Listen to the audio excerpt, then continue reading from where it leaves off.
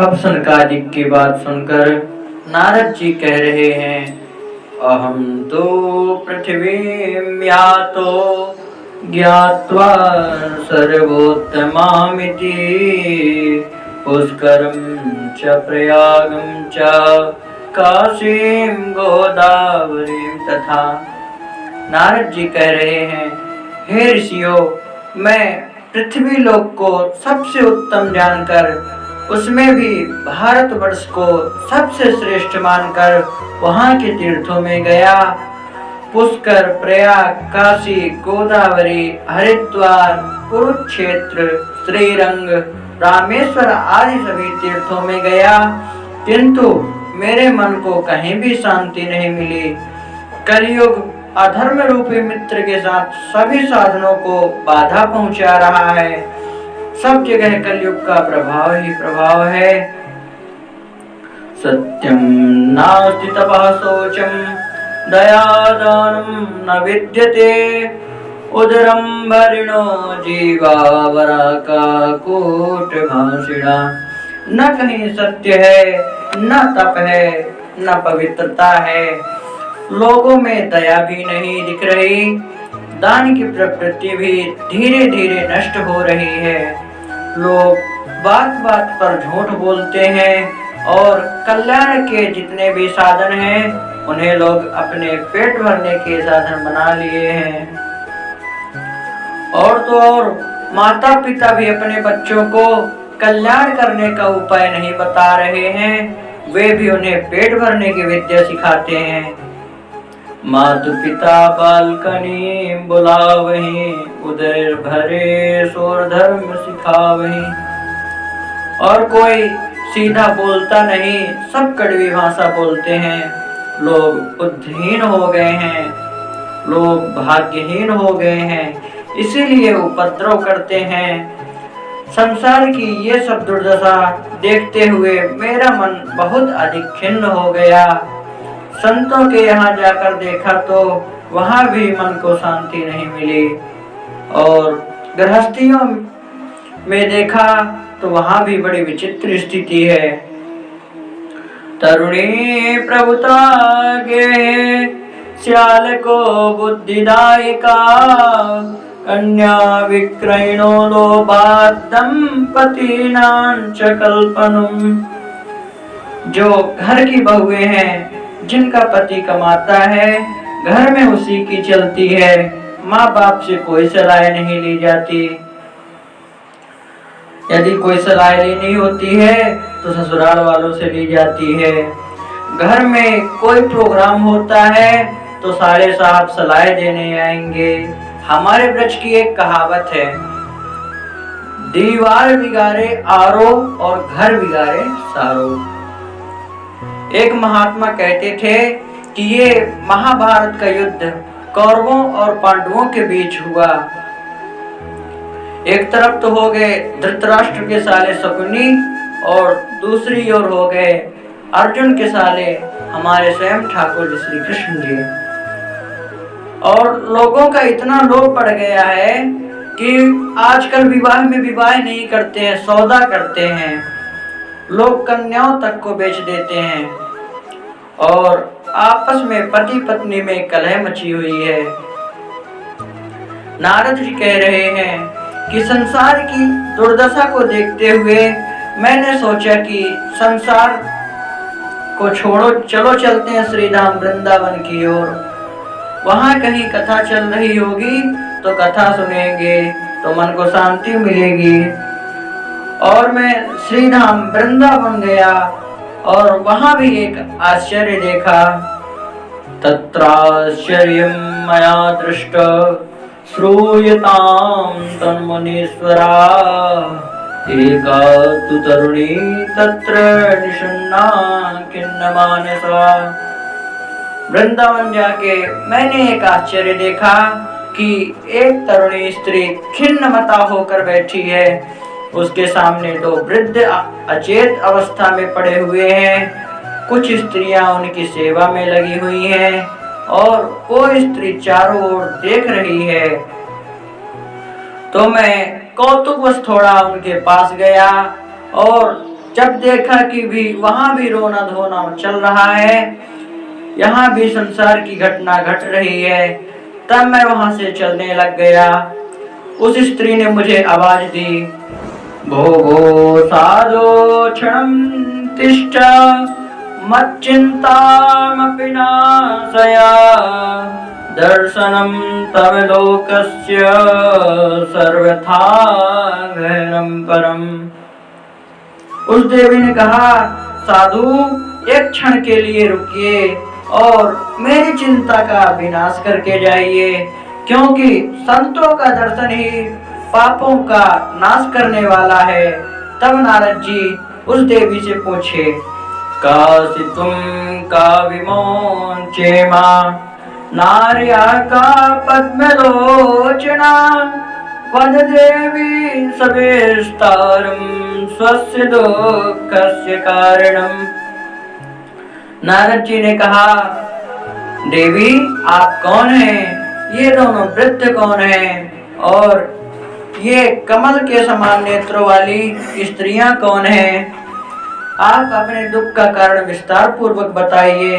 तब उस देवी ने कहा, अहम भक्ति ख्याता इमौ में तनयो मतो ज्ञान वैराग्य नामानो काल योगेन जर्जरो।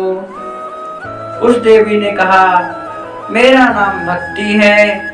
ये दोनों जो वृद्ध लेटे हुए हैं, ये मेरे पुत्र हैं। इनका नाम ज्ञान और वैराग्य है, जो काल के प्रभाव से वृद्ध हो गए हैं।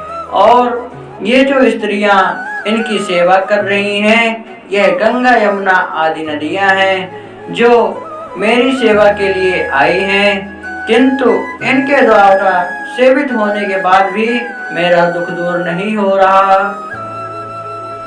उत्पन्ना द्रविड़े साहं वृद्धिं कर्णाटके गता क्वचिन् क्वचिन् महाराष्ट्रे गुर्जरे जीर्णतां गतः। हम दक्षिण भारत में उत्पन्न हुए, कर्नाटक में बढ़े, कहीं कहीं महाराष्ट्र में हमारा सम्मान हुआ, किंतु गुजरात जाते ही हम तीनों वृद्ध हो गए, क्योंकि वहां पाखंडियों के कारण हमारा सम्मान नहीं हुआ। क्योंकि नरसिंह मेहता से पूर्व गुजरात में भक्ति का आदर नहीं था। प्रियदास जी ने भक्तमाल में कहा है, जगत विदित नरसी भगत जिन गुज्जर घर पावन करी महास्मारत लोग भक्ति लौलेस न जाने माला मुद्रा देखिता सुखी निंदा ठाने। ऐसे कुल उत्पन्न भयो भागवत शिरोमणि ऊसर तेसर कियो खड़दो सही खायो जी। बहुत ठोर परिचय दियो रस रीत भक्ति हृदय धरी जगत विदित नरसी भगत जिन गुजर घर पावन करी। नरसी जी से पहले गुजरात की ऐसी स्थिति थी कि यदि वहां से कोई लोग माला चंदन में देख लेते थे तो हाथ धो के उसके पीछे पड़ जाते थे। जब तक उसको वहां से भगा नहीं देते तब तक उन्हें चैन नहीं मिलता था। भक्ति की ओर से गुजरात की भूमि बंजर थी। गुजरात में भक्त नहीं उत्पन्न होता था, किंतु जब से नरसिंह जी हुए तब से भक्त के द्वारा गुजरात की भूमि को हरा भरा कर दिए, भक्तिमय कर दिए। अब तो गुजरात के लोग ऐसे श्रद्धावान हैं कि यदि पाखंडी भी साधु के वेश में पहुंच जाए तो उसका भी उद्धार करते हैं, उसका भी सम्मान करते हैं। तो हम तीनों वृद्ध हो गए। भक्ति महारानी कह रही हैं कि जब हम वृंदावन आए तो वृंदावन पुनः प्राप्य नवीने स्वरूपिणी जाता हम युवती सम्यक श्रेष्ठ रूपा तु सांप्रतम।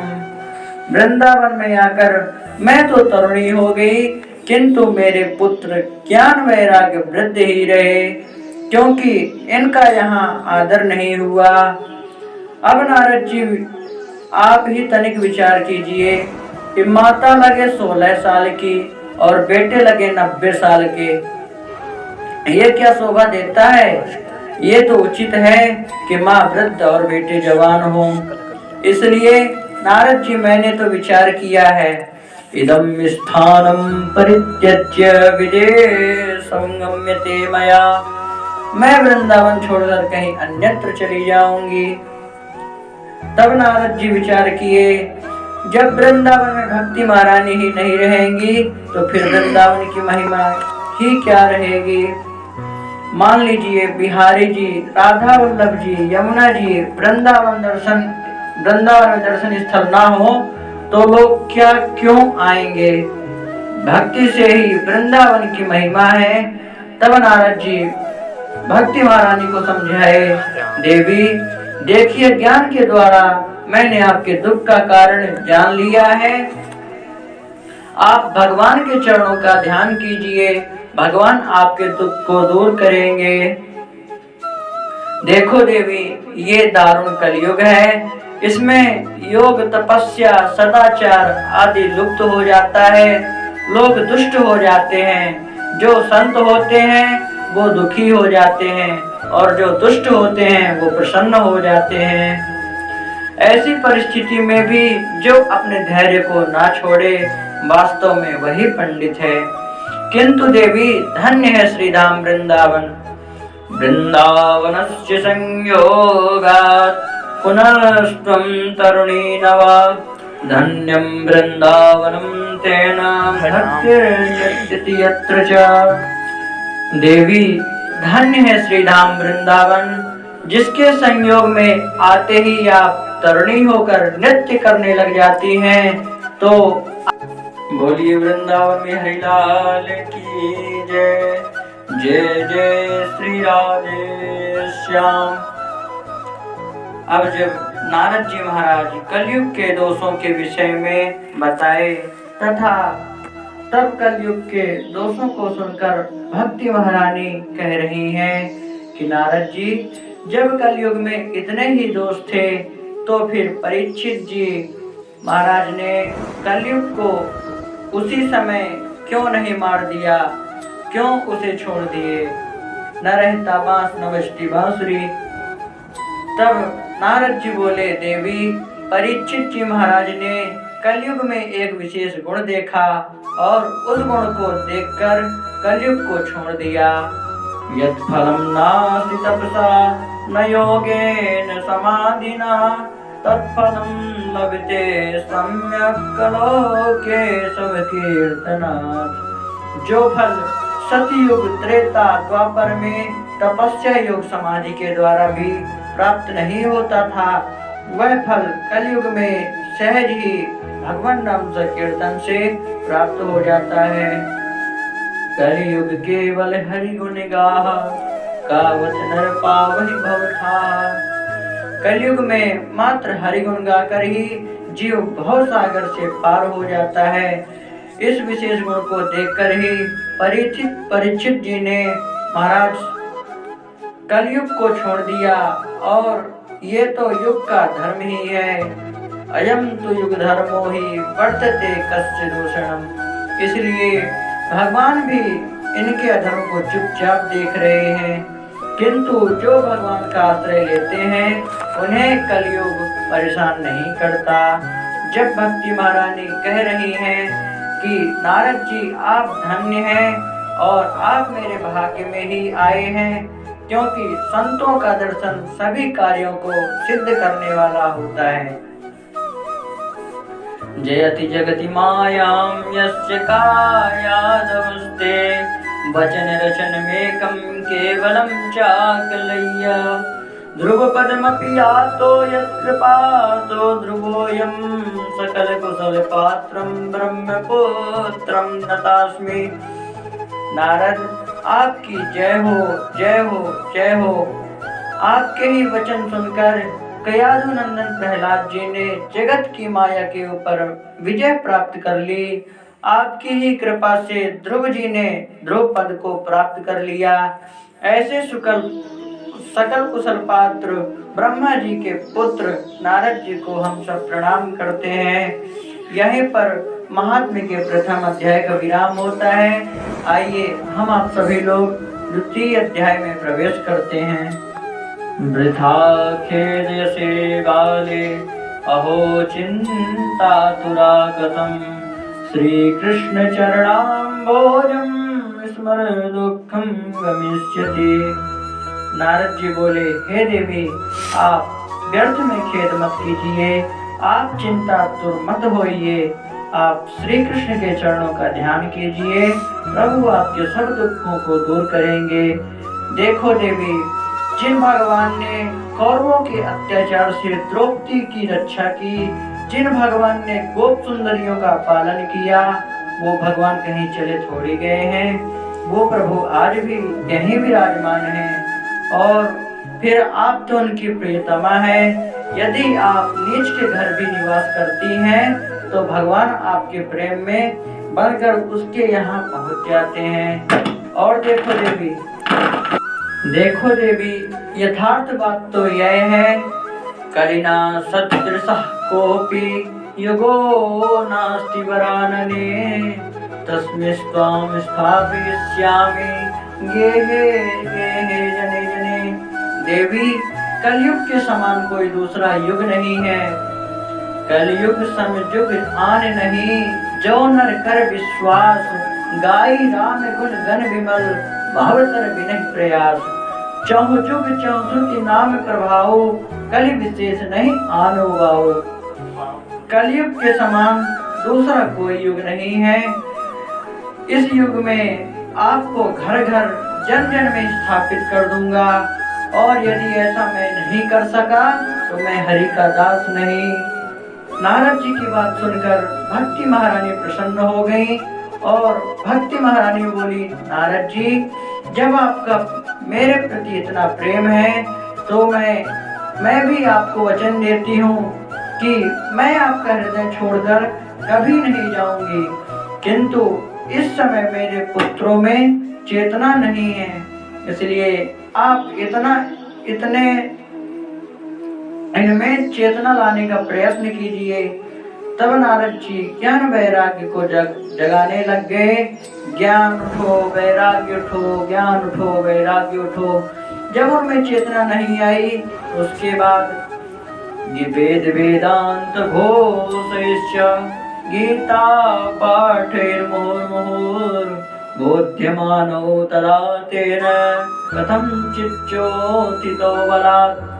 नारद जी ज्ञान वैराग्य को वेद वेदांत और गीता का पाठ बार बार सुनाए। उनमें थोड़ी चेतना आई, फिर बेहोश हो गए। तब नारद जी को बड़ी चिंता हुई। तब नारद जी चिंतित होकर भगवान का चिंतन किए। इससे हमें शिक्षा मिलती है कि कभी भी हमारे जीवन में चिंता आए तो हमें भगवान की शरण में जाना चाहिए।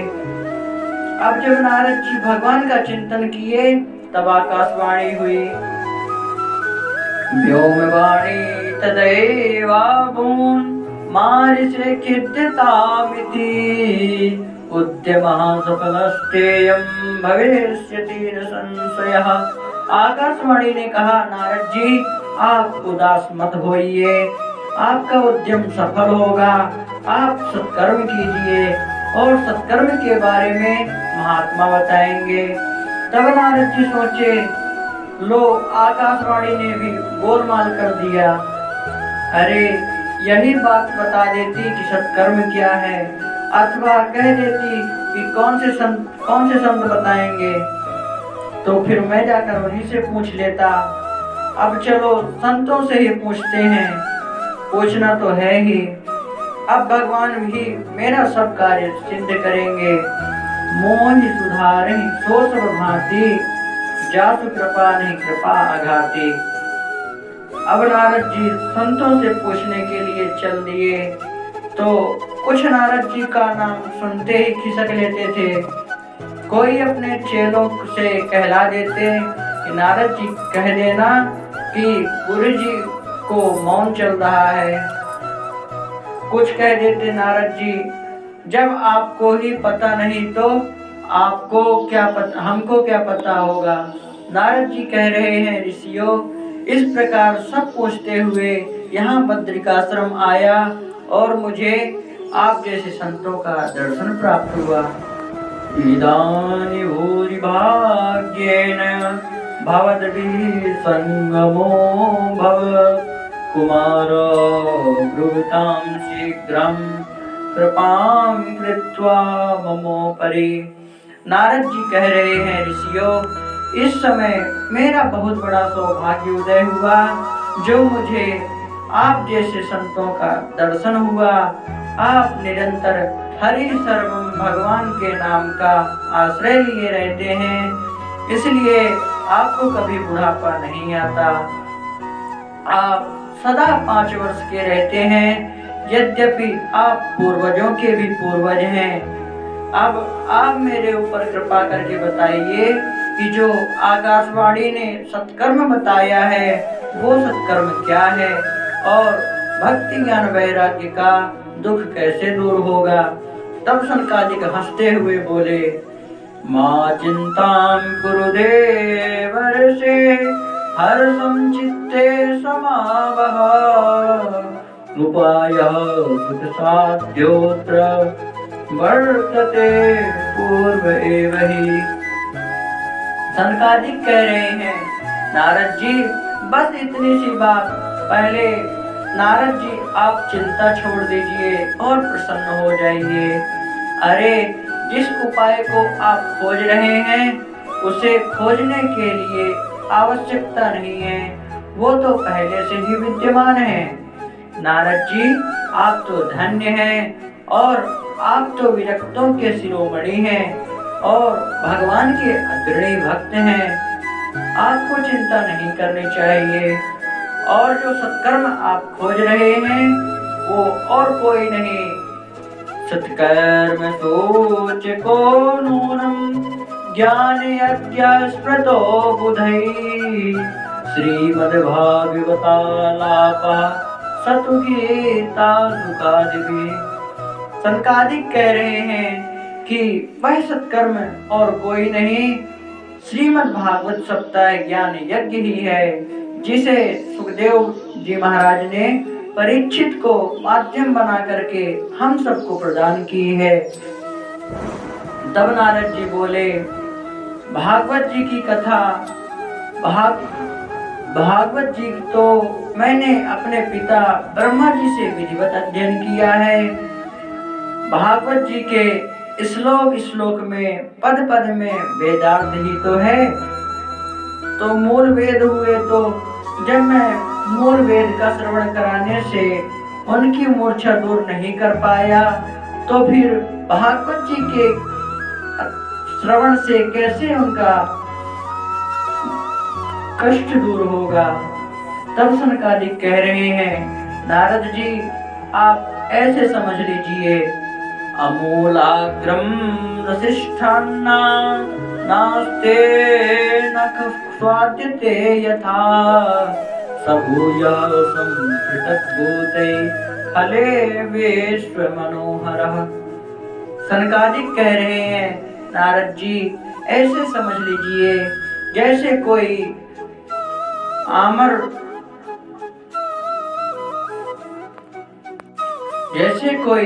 आम खाने वाला व्यक्ति ये विचार करे कि जब आश्रम में फल में इतना स्वाद है तो ये फल जिस वृक्ष से उत्पन्न हुआ है उस वृक्ष में तो स्वाद ही स्वाद होगा। तो आम को छोड़कर वो पेड़ की डाली और तना चबाने लग जाए तो उसे आम का स्वाद तो नहीं मिलेगा, उसकी बत्ती सी बाहर आ जाएगी। आम का स्वाद लेना है तो आम के फल में ही मिलेगा स्वाद। अब सनकादिक दूसरा दृष्टांत दे रहे हैं, जैसे कोई व्यक्ति सोचे कि घी तो दूध से ही निकलता है, इतनी झंझट कौन करे कि दूध जमाओ, दही मथो, फिर घी निकालो। अरे दूध तो मूल है, तो जो काम घी से करना है उसे दूध से कर लो। जैसे हवन करना है, पकवान बनाना है, उसे दूध से ही कर ले तो आग भले ही बुझ जाए लेकिन हवन नहीं होगा, पकवान नहीं बनेंगे। अब सनकादिक तीसरा दृष्टांत दे रहे हैं। जैसे कोई हलवाई विचार करे कि चीनी तो गन्ने से ही निकलती है, तो इतनी झंझट कौन करे गन्ने से निकालने के लिए, इतनी प्रक्रिया करो। अरे खोवा में गन्ना तोड़ के डाल दो, बढ़िया गुलाब जामुन बन जाएगा। तो खोवा भले ही खराब हो जाए, गुलाब जामुन नहीं बनेगा, तो चीनी का काम चीनी ही करेगी। इसलिए जो कार्य मोल से नहीं हो सकता वो सार से हो जाता है। इसलिए नारद जी भक्ति ज्ञान वैराग्य का दुख भागवत कथा सुनकर ही दूर होगा। अब नारद जी बोले, एक बात तो समझ में आ गई कि कोई कितना भी ज्ञानी हो, किंतु जब तक संतों का आश्रय नहीं लेता तब तक उसे निर्मल ज्ञान नहीं होता। भाग्योदयेन बहुजन्म समर्जितेन सत्संगमं च लभते पुरुषो यदा वे अज्ञान हेतु कृत मोह मदान्धकारा नासं विदाहि तदोदयते विवेकः। नारद जी कह रहे हैं, ऋषियों, जब अनंत जन्मों के समर्जित भाग्यों का उदय होता है तभी आप जैसे संतों का दर्शन होता है, और आप जैसे संतों के दर्शन से ही सत्संग की प्राप्ति होती है, जिससे अज्ञान को बढ़ाने वाले मोह मद रूपी अंधकार का नाश हो जाता है और विवेक की प्राप्ति हो जाती है। बिनु सत्संग विवेक न होई, राम कृपा बिनु सुलभ न सोई। अब नारद जी कह रहे हैं, अब तो मैं भक्ति माता के दुख को दूर करने के लिए भागवत जी का आयोजन करूंगा, किंतु आप कृपा करके बताइए कि इसकी विधि क्या है और इसका आयोजन कहाँ करें। तब सनकादिक कह रहे हैं, आइए हम आप सभी लोग यहीं पर महात्म्य के तृतीय अध्याय में प्रवेश करते हैं। शृणुनारद वक्ष्यामो विनम्राय विवेकिने गंगा द्वार समीपे तो तटमानंद नामिकम्। सनकादिक कह रहे हैं, नारद जी, हरिद्वार के समीप एक आनंद नामक तट है, वहाँ का सेवन महात्मा भी करते हैं। वहाँ सुंदर सुंदर कोमल बालू बिछी हुई है। वहाँ के हिंसक जीव भी आपस में हिंसा का भाव त्याग कर आपस में प्रेम करते हैं। हम लोग कथा का आयोजन वहीं करेंगे। अब जब सनकादिक ये चर्चा कर ही रहे थे तो इस चर्चा को कुछ महात्माओं ने सुन लिया और उन महात्माओं ने इस बात को चारों ओर फैला दिया। देवलोक, ब्रह्मलोक, भूलोक सब जगह में बात हो गई कि सनकादिक नारद जी को माध्यम बनाकर भागवत कथा सुना रहे हैं। अब जितने भी कथा रस के महात्मा थे सब दौड़ दौड़ सुखताल पहुँचे। उनमें सबसे पहले महात्मा पहुँचे भृगुर्वसिष्ठश्च मनश्च गौतमो मेधातिथिर्देवलदेवरातो रामस्तथागादिसुतश्च सकलो मृकण्डपुत्रात्रिजपि प्रह्लादा। भृगु, वशिष्ठ, चमन, गौतम, मेधातिथि, देवल, देवराज, भगवान परशुराम, विश्वामित्र, साकल, मार्कंडेय भगवान, दत्तात्रेय, पिप्पलाद आदि आदि सभी महात्मा कथा सुनने के लिए पहुँचे। जो गृहस्थ थे वो पत्नी बच्चों के साथ आए और जो विरक्त थे वो शिष्यों के साथ आए। वेद, वेदांत, मंत्र, तंत्र, 17 पुराण, 6 शास्त्र, गंगा आदि नदियाँ पुष्कर आदि तीर्थ सब मूर्तिमान होकर कथा सुनने के लिए आए। और जो ये सोचकर नहीं आए कि हमें तो बुलाया ही नहीं गया तो हम क्यों जाएं, उन्हें भृगु जी समझा बुझा कर ले आए। अब सब लोग अपने व्यवस्थित स्थानों पर बैठ गए। वैष्णवाश्च विरक्ताश्च न्यासिनो ब्रह्मचारिणः मुखभागे स्थितास्ते च तदग्रे नारदः स्थितः। वैष्णव, विरक्त, सन्यासी, ब्रह्मचारी ये सब एक स्थान में बैठ गए। इन सब के आगे नारद जी विराजमान हुए। स्त्रियां अलग बैठी। इस प्रकार जब सब व्यवस्थित बैठ गए, अब सनकादिक भागवत जी के महात्म्य की चर्चा कर रहे हैं। सदा सेव्या श्रीमद्भागवती कथा यस्या श्रवण मात्रेण हरिश्चित्तं समाश्रयेत्। सनकादिक कह रहे हैं, नारद जी, भागवत जी का सदा सेवन करना चाहिए। भागवत जी के श्रवण करने मात्र से ही भगवान हृदय में अवरुद्ध हो जाते हैं और मुक्ति कर तल में स्थित हो जाती है। भागवत जी में 12 स्कंद हैं, 335 अध्याय हैं, 18,000 श्लोक और मूल रूप से परीक्षित जी और सुखदेव जी का संवाद है। जीव संसार में तभी तक भटक रहा है जब तक भागवत जी की कथा नहीं सुन लेता। भागवत जी की एक ऐसी महिमा है कि अश्वमेध यज्ञ और सैकड़ों वाजपेयी यज्ञ भागवत जी के 16 अंश के बराबर भी नहीं है। जो अपना कल्याण करना चाहते हैं वो श्लोकार्धम श्लोकपादं वा नित्यं भागवतोद्भवम् पठस्व सुमुखेनैव यदेच्छसि परां गतिम्। जो भागवत जी के एक श्लोक, आधे श्लोक अथवा चौथाई पाद का भी पाठ करता है उसे परम गति की प्राप्ति होती है।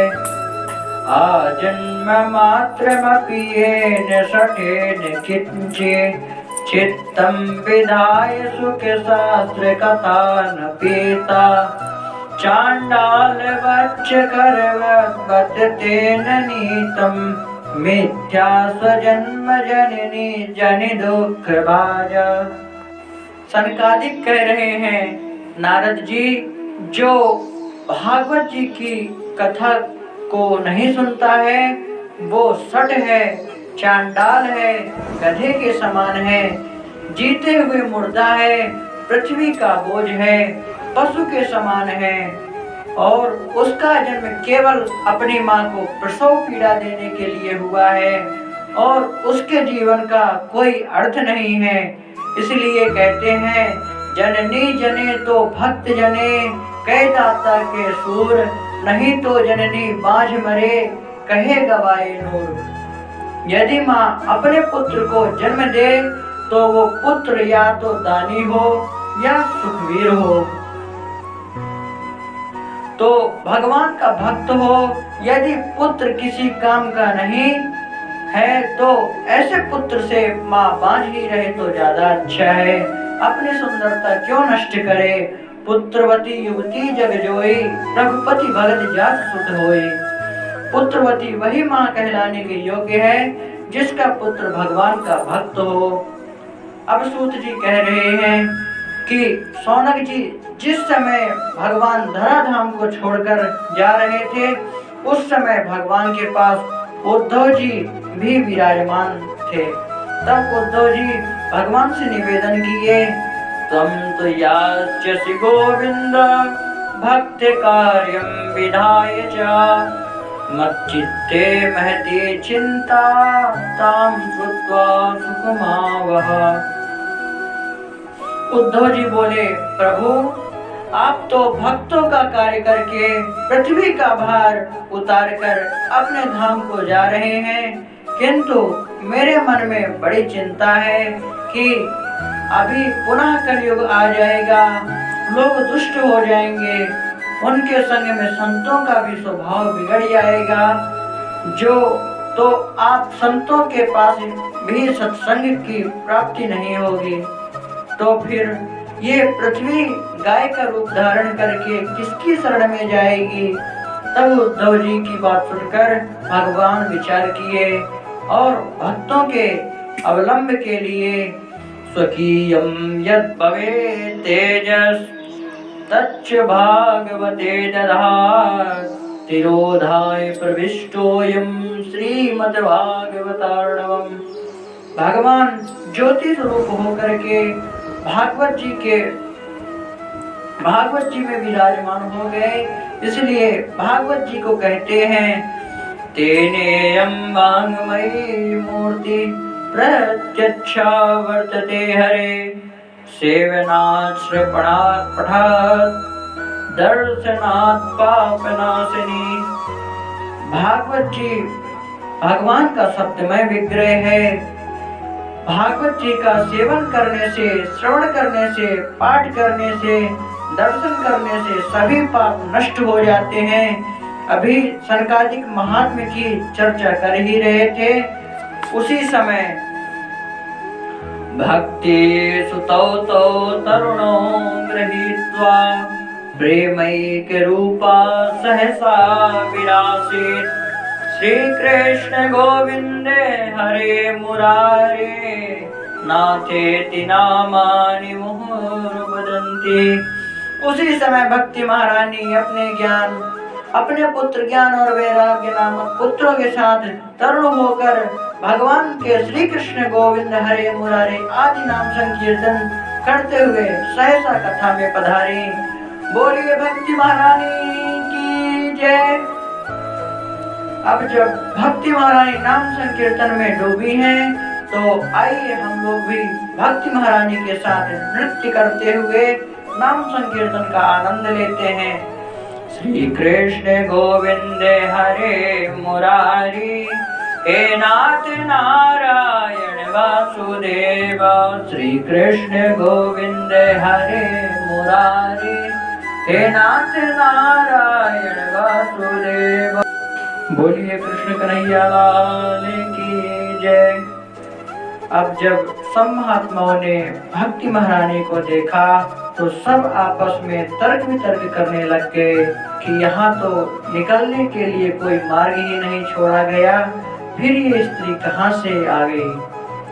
तब सनकादिक बोले, महात्माओं आश्चर्य मत करो, ये कोई सामान्य स्त्री नहीं है, ये साक्षात भक्ति मैया हैं, जो कथा के अर्थ से ही प्रकट हुई हैं। तब सब महात्माओं ने श्रद्धा पूर्वक भक्ति महारानी को प्रणाम किया। अब भक्ति महारानी सनकादिकों से बोली कि आपने कृपा करके कथा सुनाकर हम तीनों का स्वस्थ पुष्ट कर दिया। अब आप कृपा करके बताइए कि हम लोग कहाँ विराजें। तब सनकादिक बोले, भक्ति माता जी जो श्रद्धा पूर्वक भागवत की कथा सुनते हैं और आप उनके हृदय में विराजमान हो जाइए। सकल भुवन मध्य निर्धनास्तेऽपि धन्या निवसति येषां श्री हरेर्भक्तिरेका। हरिरपि निजलोकं सर्वथा तो विहाय प्रविशति यदि तेषां भक्ति सूत्रोपनद्धा। त्रिभुवन में वह निर्धन होकर भी धन्य है जिसके हृदय में भक्ति महारानी आप विराजती हैं, क्योंकि आपकी प्रेम रूपी डोर में बंधकर भगवान भी अपने धाम को छोड़कर उस भक्त के हृदय में निवास करने लग जाते हैं। अब भक्ति महारानी सभी श्रोताओं के हृदय में विराजमान हो गई। अब जब भक्ति महारानी सबके हृदय में विराजमान हो गई तो यहीं पर महात्म का तृतीय अध्याय समाप्त होता है। बोलिए भक्ति महारानी की जय।